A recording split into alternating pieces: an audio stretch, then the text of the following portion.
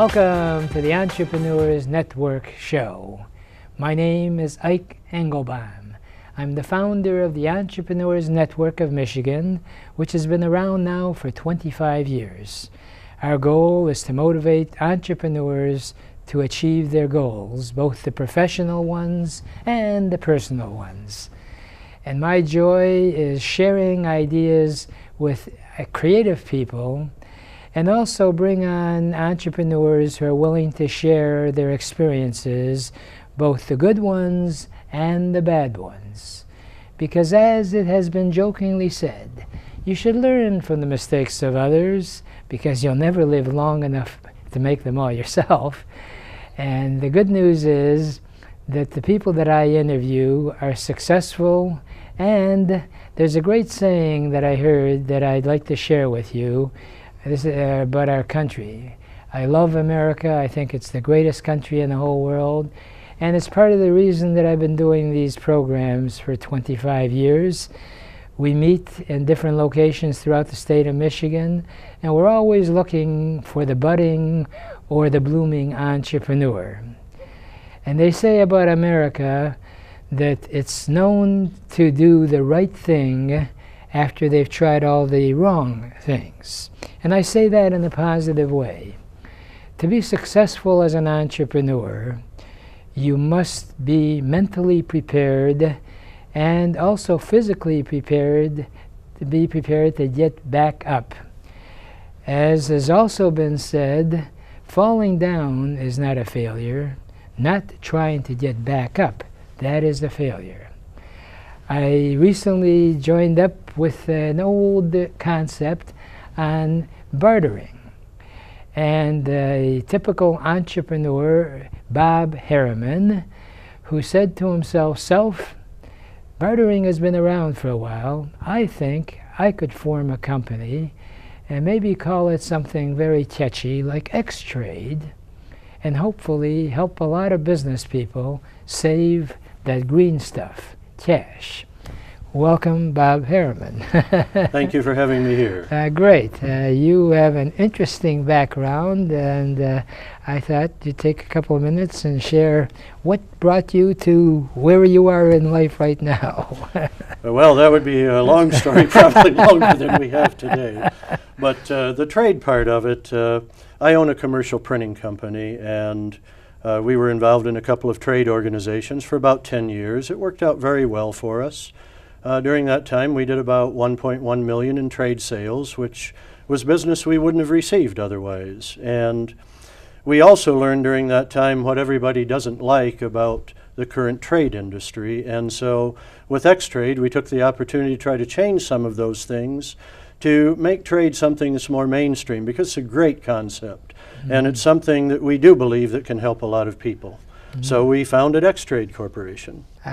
Well, for those folks who may not know what trade and bartering is about, how would you define the concept of trade? Well, I would say, first of all, that trade is the best kind of business networking because it's the kind where you get paid for doing it. Mm-hmm. In a trade exchange, businesses are looking for a place to spend their trade dollars, so they search for the products and services of other members. Every business likes it when someone comes in their door and they have money to spend. They're not just browsing or window shopping, they're actually looking to buy. And that's what takes place in a trade exchange. The concept of trade is to attempt to replace as much as possible of your cash spending with trade spending, and in that way increase not only your sales but increase your profits. And I can't help but get this out of my head, because when I was first introduced to the whole concept of trade or bartering, as it used to be called, is in the old days before we actually had cash, and credit cards, of course, were way in the future. We always have to have a chicken. In the days of farming, and mm-hmm. We always needed the services of a physician. Mm-hmm. So if a physician had to take care of a farmer and his wife and his family, and they unfortunately didn't have any money, they'd pay off in cash, not in cash, but in eggs or pigs, right? Well, you paid for what you need with what you have was the idea. Right. And when you think about it, that's really what we still do. We pay for what we need with what we have. Right. Trade allows us to have something other than cash that we can use to buy what we need. So trading is not a new idea. What would you guesstimate? How long has it been around? Well, the first trade exchange in the world that we know of was actually founded in Switzerland in 1934. It was called the Swiss Economic Circle at that time, and it was founded right after the economic collapse in 1929, when nobody trusted the banks to put money into the bank and nobody could get money out of the banks. And so two Swiss businessmen founded the Swiss Economic Circle, and it was a membership organization then of just 16 businesses that they would trade with one another using their own currency rather than carrying around bags of money or using the financial system. And that has grown.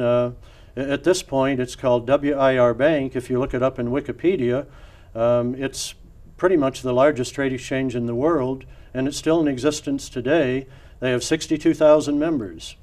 And Wikipedia states that they have helped to stabilize the Swiss economy, because even though the economy goes up and down and the currencies of nations go up and down, trading stays pretty much constant. And so it helps the business and helps the country in which the trading is taking place. Now, most of the trade exchanges in the United States were started about 30 to 35 years ago and operate on a little different model. Most of them charge very high fees for transactions. They require a business to take 100% trade for the products and services they sell. They have monthly fees, and those are all some of the things that we changed. We lowered the fees for a business to be in line with what a merchant pays for accepting credit cards. Our fees start at 4% and go down to 1% based on volume. There's no monthly fee in cash, and the business is in total control of their membership, and they're allowed to set the percentage of trade that they will accept at whatever they're comfortable with.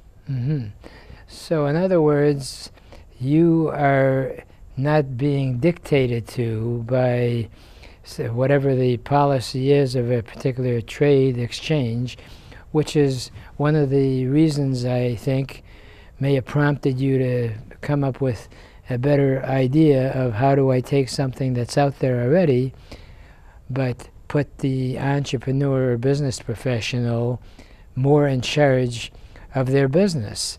Exactly. We want to allow the business owner to control their business. And if you would think of a current trade exchange like a wheel, with the hub of the wheel, the exchange is the hub of the wheel, and the businesses benefit the exchange. We tried to create a model in which it will benefit each business, and each business can build the network around them in a way that works best for them to grow their business and to spend and receive trade. Right. Well, we don't want to be dictators. We want to help the businesses that are members. Well, when you think about it, it's rather ironic. Here we are in Michigan, which is the auto capital of the whole world at one time. We're struggling along to get back up there, and with the wheel is the function of the OS. Yes. By the way, I heard a great line. I like to collect various thoughts that sort of put a positive spin and give you a better understanding of what's going on around. And they always say how wonderful it was and what a great inventor the guy who invented the wheel. When you give it some thought, and this is true entrepreneurship in action, is that the guy who invented the wheel is not necessarily the greatest of all thinkers. The person that came up with the 3 other wheels to make it stable. That's exactly what it is. But isn't that the essence of entrepreneurship? Yes. A lot of people that come to our meetings and that I meet in various business settings have this passion that they've got to come up with something that's never been thought of before. Now, I'm not saying poo-pooing. It's great to come up with something that's not available yet, assuming And you've heard the first 3 letters of assuming or something that you Yes. better be very careful in using in business. And that is, you've got to make sure there's a market out there. Yes. And, Well, and that's one of the things that we did with trade. We're not reinventing the wheel. We took an industry that's already very successful and is helping a lot of business, and we tried to make it better. And I like that analogy. We'll have to use it. I think we added the other 3 wheels to the car. to the car, right. Right. Yes. Well, Because in the United States, there are about 500 trade exchanges that do about $12 billion a year in transactions. And it's a great concept for businesses. Right. It brings sales that they wouldn't otherwise receive. right. But it's never become mainstream, largely because of the fees that are charged and because of the exchanges that dictate to the businesses how to run their business. That $12 billion is an impressive number, but it's only 1/3 of 1% of the $3.5 trillion that businesses spend in the United States. All of the rest of those transactions are probably done through Visa, MasterCard, American Express, Discover, or through their bank accounts. Well, in a way, that's another good bridge, so to speak, that explains the whole concept of trade.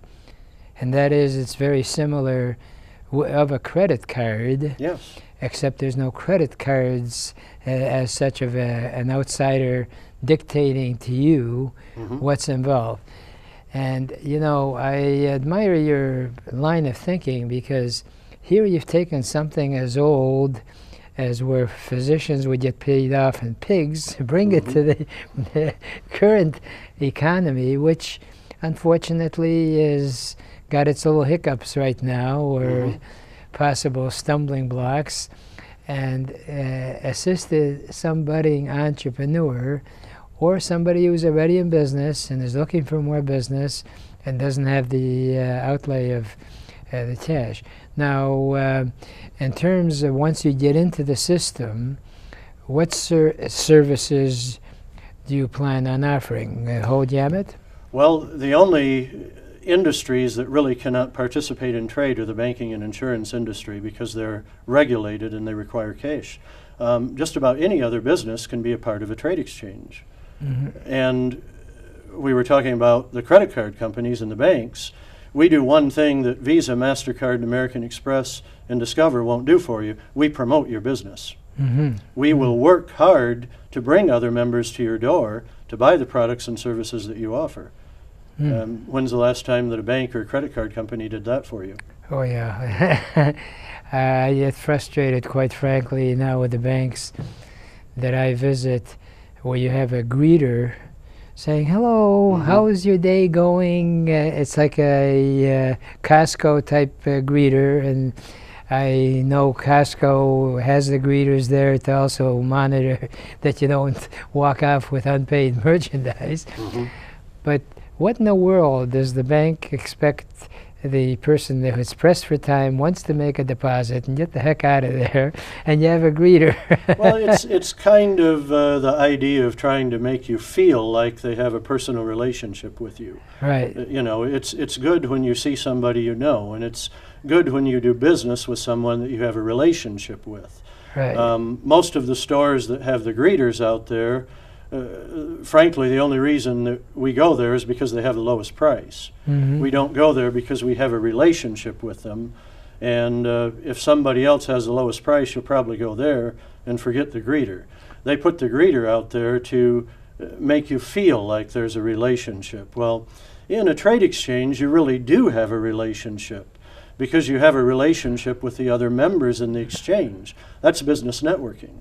And again, it's business networking at its best. You get paid. Right. Well, the wonderful thing when you analyze it, and why it pays for people to consider being involved in their local chambers of commerce or the nonprofit organizations. I'm active in Optimist Club, and there's Rotary and Kiwanis, and these are all great organizations. Yes, they are. And one of the positive perks that I get when I go to either a chamber type meeting or one of these nonprofit service organizations is that there's a mindset in that room that the people around there are there for a similar reason to get to know, and hopefully you get them to trust them. And likewise with when you're involved in a concept like trade exchange, you know whoever is in the trade exchange is like-minded, that is willing, hey, I'm willing to trade my services for your services without having to come up with actual cash that's going to drain the bank account.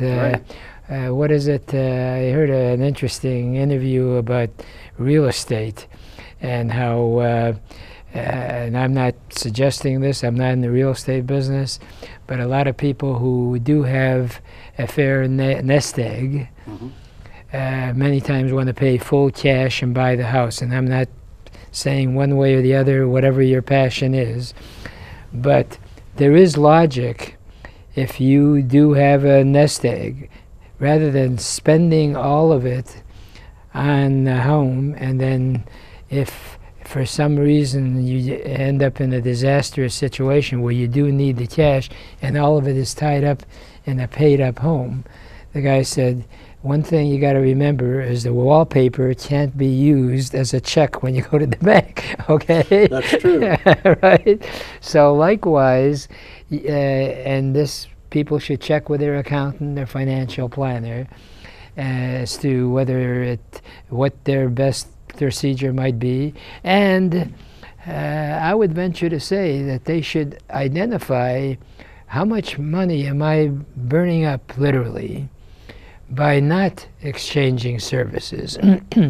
Now, I'm going to ask you a loaded question here, and that is, in your opinion, is percentage-wise of total business, is there a guideline how much percentage of gross sales that someone wants to involve in trade should they consider? Is there a finite number? Well, what we look at is what your profit margin is, and that's different in different businesses, and that's one of the reasons that we put it under the business owner's control. There are some businesses that may have a low profit margin. They're only making 5 or 10% when they make a sale. They do higher volume. And there are some businesses that may have a profit margin of 40 to 50%. Businesses with a higher profit margin obviously can afford to take more trade than a business that's only making 5 or 10%.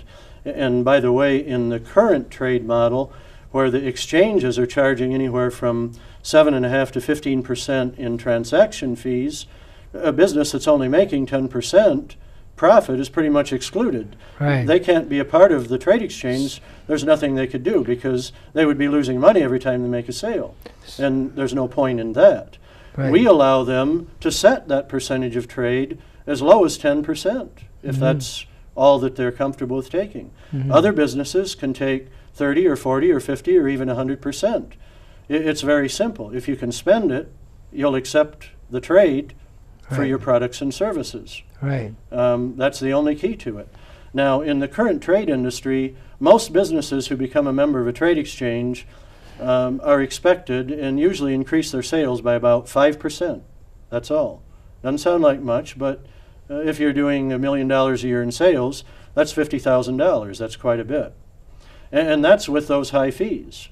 Our target for a business that joins XTrade is we believe that in time, not within the first week or the first day, but in time, if they work with us and allow us to work with them, we believe they'll increase their sales by about 30%.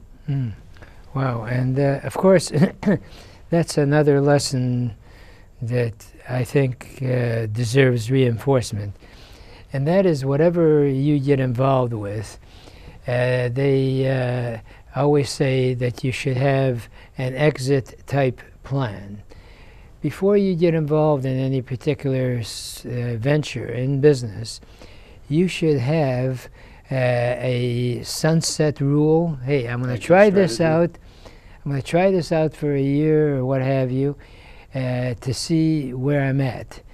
The truth is some people want instant increases of dramatic type sales. Likewise, even in business, a lot of people, when they advertise, don't really think through, I'm going to spend X amount of dollars, how many additional customers, if you can identify it that way, or how much increase in sales will I have to make in order for me to break even, and when does the profit show up?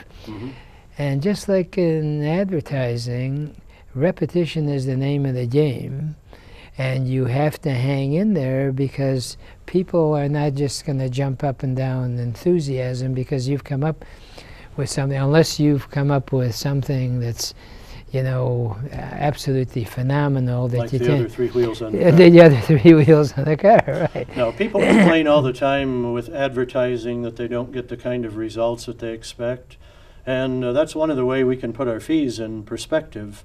For example, would $100,000 a month in new business for a business be worth $1,000 in transaction fees? Yeah, most businesses would say that's a pretty good deal. Oh yeah, well, I mean, and that's what our fees would be for that amount of business. Right. Well, I mean, the point is that the key to whether you make a profit or not is knowing what your expenses are and have a set plan. And one of the biggest mistakes a lot of business people make is that they really are not sure where that money is coming in. I'm always fascinated by that saying that says, you know, to be successful in business, usually it's 20% of the activity you spend is actually bringing in profit, and 80% is wasted. But you never know, unless you're a good business person, what that 20% should That's be, true. right? So it's vital that people meet with their accountant, Yes. and also do an evaluation. And we're very fortunate now, especially because of the economy. There is nonprofit organizations, the Small Business Administration being one. SCORE's acronym used to be Senior Corps of Retired Executive. These are free services for the entrepreneur Yes. that are available, that they've got people that have been in business and actually are willing to share at no charge their services. It's absolutely true that a business owner needs to communicate with their CPA or their accountant. They need to understand their financial picture. But when we talk about business overhead, that's one of the ways that trade can be a big help to a business, because every business operates at below their total capacity. For example, if you go into a restaurant and there are empty tables there, if they can fill those tables, they're doing better, right? Right. If you have a hotel that has 300 rooms, and today they've only rented out 260 of them, they don't get the other 40 back tomorrow. And we could go on with any kind of business. I often look out my office window and there's an oil change facility across the street that has about 6 bays. And the other day I looked out the window, there were 2 guys sitting on a rock playing cards. All of the bays are empty. Well, the owner of that facility isn't doing very good when that's going on. Right. And what we do as a trade exchange is we help to fill some of that open capacity. And when you think about business overhead, a business rent, their utilities, their leasehold expenses, even much of their payroll or their operating expenses don't really change a great deal if they make additional sales or if new customers come in the store. So that means those additional sales are pretty much pure profit. They go straight to the bottom line. In other words, if we can increase the sales of a business by 30%, we're not increasing their expenses by 30%. In some cases, we're probably not increasing their business expenses at all. We're only increasing their profit.